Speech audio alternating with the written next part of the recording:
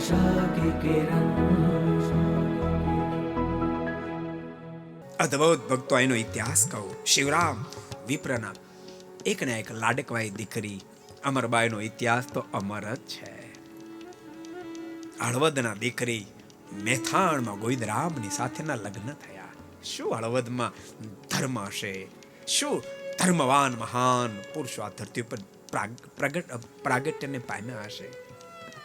અમરબાઈના લગ્ન થયા. સાંભળજો ઇતિહાસ હળવદનો, કેવો અદ્ભુત ઇતિહાસ. અમરબાઈના લગ્ન થયા. ગોવિંદરામની સાથે જાન પરણીને મેથાણ ગયા. અમરબાઈ એટલે ભગવાન સ્વામિનારાયણના અનન્ય ભક્તરાજ છે. સામે ગોવિંદરામ પણ અનન્ય ભક્તરાજ છે. જાન પરણીને મેથાણ ગઈ. પણ એ જ વખતે ભગવાન સ્વામિનારાયણ મેથાણમાં બિરાજતા હતા. ગોવિંદરામ અમરબાઈને ખબર પડી મહારાજ અહીંયા બિરાજે છે.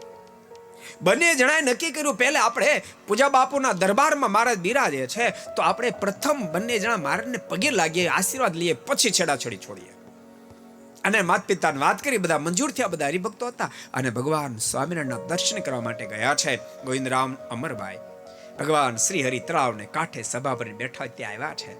અને બંને જ્યારે વંદના કરે છે ત્યારે ભગવાન સ્વામિનારાયણના મુખમાંથી શબ્દો નીકળે, આવો. અરે બંનેની જોડી તો ભાઈ બહેનની જેમ શોભે છે. અને સભામાં હાહાકાર મચી ગયો કે મારા શું બોલે છે.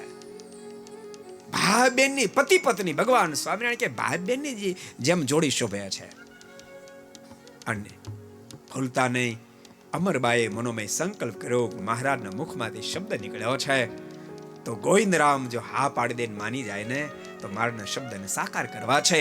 ગોવિંદરામને સંકલ્પ થાય, અમરબાઈ જો હા પાડે તો મારના શબ્દને મારે સાકાર કરવા છે. બંને જણા ઘેરે ગયા, છેડાછેડી તો છૂટી થઈ. અને સાંજને સમયે ગોવિંદરામ જ્યારે અમરબાઈને મળવા માટે ગયા ને એ વખતે અમરબાઈના મુખમાંથી શબ્દ નીકળ્યા છે, આવો ભાઈ. અને એ જ વખતે ગોવિંદરામના મુખમાંથી શબ્દ નીકળ્યા, બહેન તું કુશળ છો ને, દુનિયા આપણને પતિ પત્ની તરીકે દેખશે, પરંતુ આપણે બંને જીવન પર્યંત ભગવાન શ્રીના શબ્દ પ્રમાણે ભાઈ બહેનની જેમ જીવન જીવશું. અને સંપ્રદાયનો ઇતિહાસ એમ કે ગોવિંદરામ અને અમરબાઈ આ જીવન બ્રહ્મચર્ય પાળ્યો છે. અને એવો ઠેરાવ કર્યો કે આપણે એકી સાથે એક ઘરમાં જો અચિંતા ભેળા થઈ જાય તો ઉપવાસ કરો. હું ઘરમાં ત્યારે તમારે નહીં આવો, તમે ઘરમાં ત્યારે મારે ઘરની અંદર પ્રવેશ નહીં કરો. અચિંતા શરીરનો તો શું પણ વસ્ત્રનો સ્પર્શ થઈ જાય તો પણ નકોડો ઉપવાસ કરશું. અને બાપ એથી કરીને ભગવાન સ્વામિનારાયણનો રાજી પણ એવો જ થયો. એક દાડો ભગવાન સ્વામિનારાયણના દર્શન કરવા માટે અમરબાઈ અને ગોવિંદરામ ગઢપુર આવતા હોય. ભગવાન સ્વામિનારાયણ દાદાના દરબારમાં સભા ભરીને બેઠા હોય, પણ પોતાની સામે સરસ ગુલાબનું પુષ્પ છે, વારંવાર એને હાથમાં લઈ સૂંઘે, છાતે છાપે. આ જોઈને મુક્તાન સ્વામી કીધું, કૃપાનાથ, આટલો બધો ગુલાબમાં પ્રેમ કરતા આપણે પહેલી વાર જોયા છે, આમ કેમ? ત્યારે ભગવાન શ્રી હરિ બોલ્યા છે, આ ગુલાબના પુષ્પમાં અમને અમરબાઈ ગોવિંદરામના બ્રહ્મચર્યની સુગંધ આવી રહી છે.